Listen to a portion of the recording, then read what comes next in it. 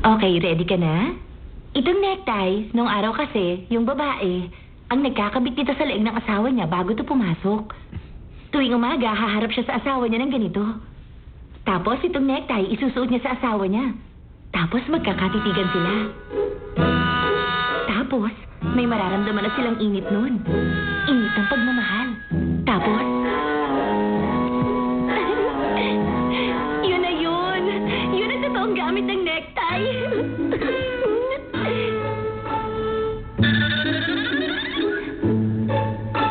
Sus, ano ka ba, no? Hindi ka man lang nakulang. Nangyayari talaga yun, hindi ko inimbento lang. Pagkatapos ng paliwanag mo, tila iisa lang ang dahilan kung bakit kayo nabubuhay. Ang makahanap ng pagkakataong makahalik. Panay kahalayan lamang ang nasa isip. Oo, siguro, parang gano'n na nga. Hindi ko naisip yun ah. Eh ano kung gano'n, ayaw mo ba? Hahalayan ako ng mahal ko? Sino may sabing ayoko? Teka, ano pang pwede ko ipaliwanag dito? Ano pang malabo sa'yo? Yung gamit ng mesang yun, alam mo ba? Sasabihin ko. Halika. Ako ba?